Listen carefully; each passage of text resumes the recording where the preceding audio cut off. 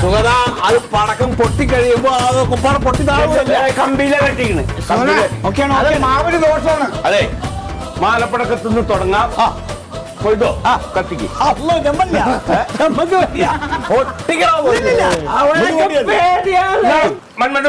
എനിക്ക് പൊട്ടനായിട്ടാ ചെവി അറിയും.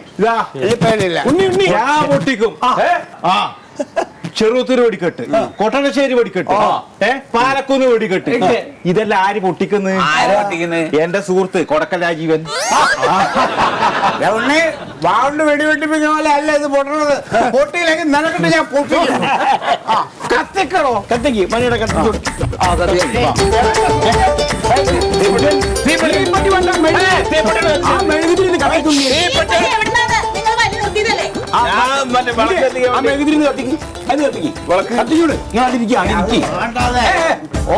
കൊച്ചാണ് ചെവി എന്നെ ആടനാരി കൊണ്ടാക്കുന്നു.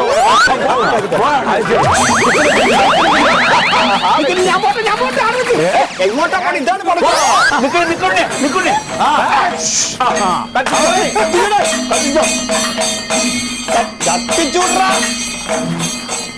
എന്റെ കാണിക്കണേ. കെട്ടിയത് പോരാ.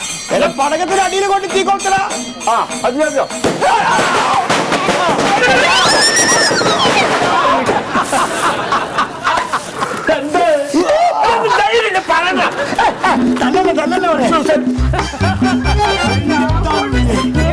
കൊണ്ടുപോട്ടിയോ? അതെ, കുട്ടി പറഞ്ഞ പോലെ പൊട്ടുന്ന സാധനം ഒന്നും വേണ്ട. വല്ല പൂക്കുറ്റം എത്താപ്പ കത്തിക്കും. സത്യ കൊച്ചിന് പേടിയാണ്. കൊച്ചു പേടിച്ച് പൊട്ടിക്കല്ലേ. ഇത് മോളെ ഇത് ഇല്ല, ഇത് ശബ്ദം വരില്ല. ശബ്ദം ഇല്ലാതെ കൊണ്ടാണത്.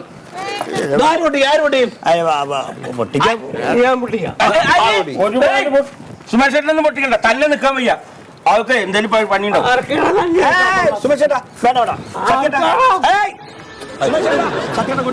അതെ, നിങ്ങളൊക്കെ 4 കാൽമല, ഞാൻ 2 കാലില്ല. ഞാൻ പൊട്ടിക്കാം.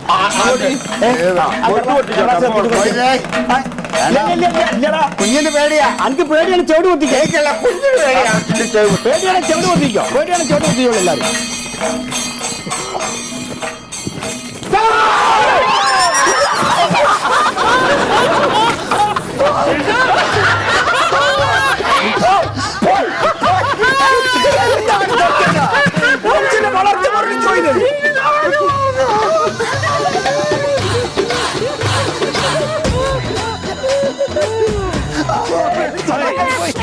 ഇനി നമുക്ക് സ്റ്റോപ്പ് ചെയ്യാം. ഇനി നമുക്ക് കൊണ്ടുപോട്ടില്ല.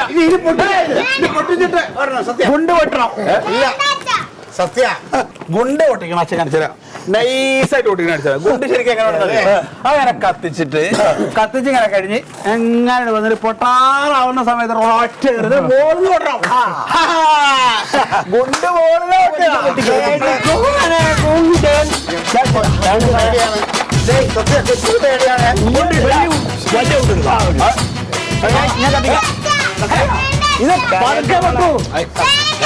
കുഞ്ഞിനെ പേടിപ്പിക്കില്ല.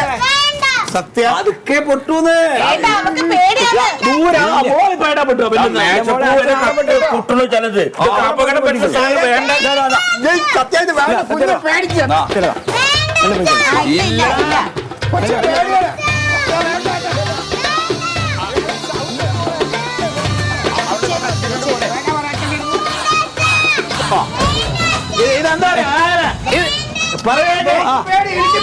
ഇതിങ്ങനെ കത്തിച്ച്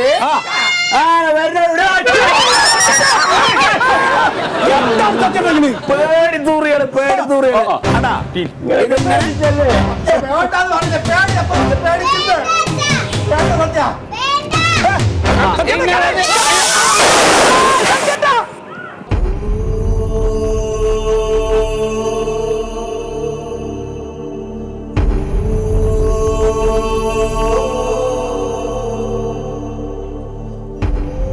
ഉണ്ണിയേ, അല്ല ഞാൻ ഇവിടെ ആശുപത്രിയിലുള്ളത് ഇല്ല, ഒന്നും ആയില്ല.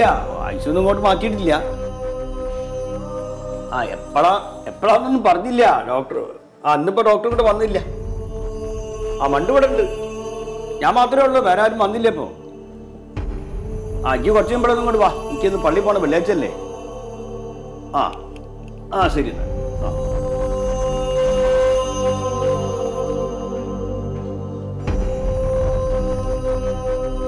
മോനെ ഡോ എന്താ പറ്റിയ എനിക്ക്?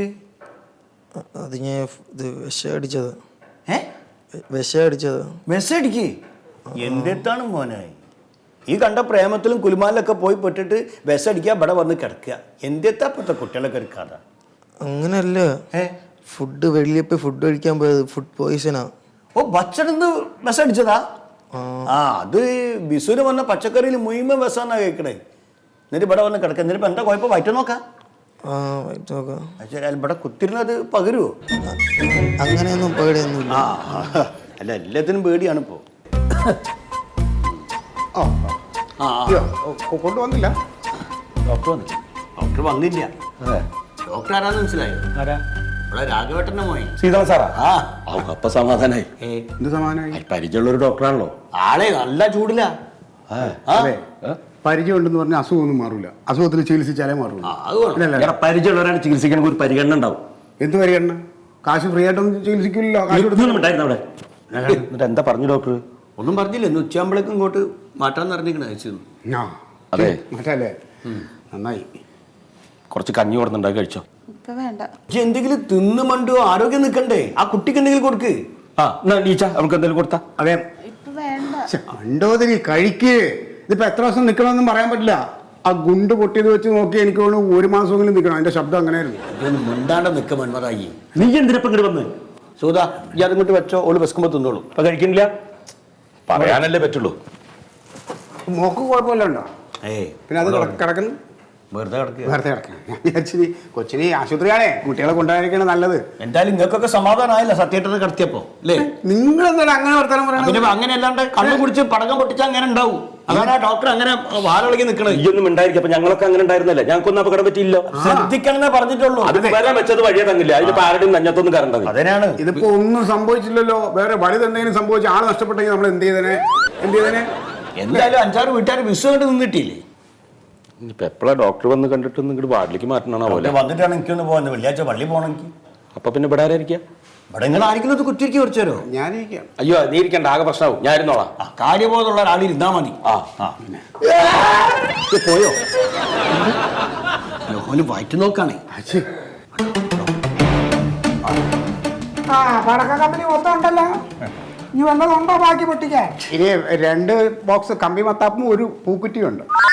പൂക്കുറ്റി ആയിരുന്നെന്നുള്ളത് ഞാൻ അറിഞ്ഞു. വിഷുവിനെ നല്ല പൂക്കുറ്റി ആയിരുന്നു അല്ലേ? കഴിച്ചിട്ടുണ്ടായിരുന്നു. കുറച്ചോ? എടാ നിങ്ങൾക്കൊക്കെ നാണമാവില്ലേടോ? ഒരാഘോഷം കൊണ്ട് വരാൻ കാത്തിരിക്കുകയാണോ അടിച്ചങ്ങോട്ട് കയറ്റാൻ? ഇപ്പൊ ഈ ഒരു കുടുംബത്തിന് ഈ ഒരു കാലത്തിൽ അധികം സമാധാനമായല്ലോ അല്ലേ? പറഞ്ഞു കൊടുക്കി സാറേ. അങ്ങനെ എന്ത് പറഞ്ഞു കൊടുക്കുന്ന കാര്യം ഉണ്ടായിരുന്നില്ല എന്റെ കൂട്ടത്തിൽ.